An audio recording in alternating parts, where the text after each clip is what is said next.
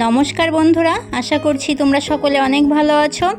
নতুন আরেকটি ভিডিওতে তোমাদের সকলকে স্বাগতম।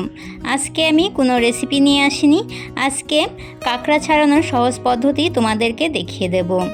তোমরা যারা নতুন বন্ধুরা প্রথমবার আমার চ্যানেলে আমার ভিডিওটি দেখছো, আমার চ্যানেলটিকে সাবস্ক্রাইব করে দিয়ে পাশে থাকা বেল আইকনটি অল করে রাখার অনুরোধ রইল, যাতে আমার নিত্য নতুন রেসিপিগুলো তোমরাই প্রথমে দেখতে পাও। এবারে কাঁকড়াগুলোকে ছাড়িয়ে নেব। কাঁকড়াগুলো ছাড়ানোর জন্য প্রথমেই যেই বড় দুটো পা থাকে সেই পা দুটোকে ভেঙে নেব। বড় পা দুটো ভেঙে নিয়ে সাইডের ছোট পাগুলোকেও প্রথমে ভেঙে নেব। আর এই কাঁকড়ার রেসিপিটি আমি আগামীকাল তোমাদের সঙ্গে শেয়ার করব।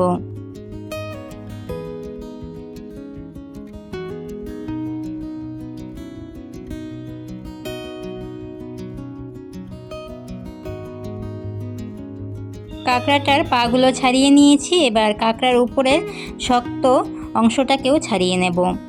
এবারে একটু ছুরির সাহায্যে মাথার দিকে এইভাবে হালকা করে চাপ দিলেই উপরের ওই শক্ত অংশটা খুব সুন্দরভাবেই ছেড়ে আসবে।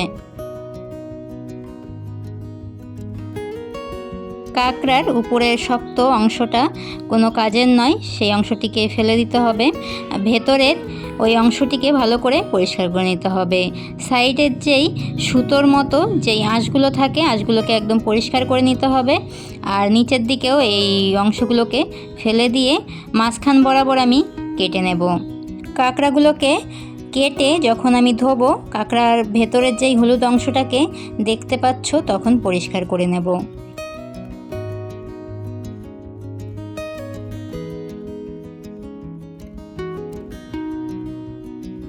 কাঁকড়াগুলো কেটে নেওয়া হয়ে গেছে।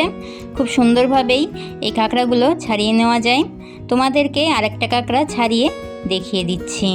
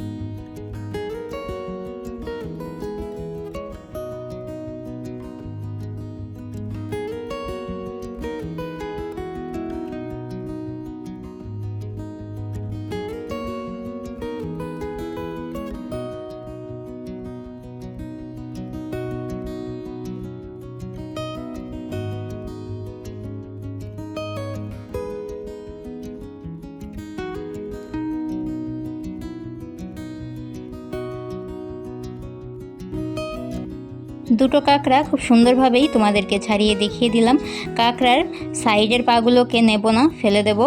আর বড় যেই পাগুলো সেই পাগুলোকে একটু থেতো করে নেব, যাতে পাগুলো যখন রান্না করব পাগুলোর ভেতরে ঝোল তরকারি খুব সুন্দরভাবে ঢুকে যাবে। আমার এই কাঁকড়া ছাড়ানোর ভিডিওটি তোমাদের কাছে কেমন লেগেছে অবশ্যই একটি লাইক কমেন্ট শেয়ার করে দিয়ে জানিও। আর এর থেকেও যদি সহজ পদ্ধতিতে কাঁকড়া ছাড়ানো যায় সেটিও আমাকে বলো। কাঁকড়াগুলো যখন ধোবে কাঁকড়ার সাইডে যদি শ্যাওলা মতো থাকে সেইগুলো ব্রাশ দিয়ে একটু ঘষে নিতে হবে, তাহলেই শ্যাওলাগুলো পরিষ্কার হয়ে যাবে। এবারে সব কাঁকড়াগুলোকে এই যে সুন্দর করে পরিষ্কার করে ধুয়ে এনেছি।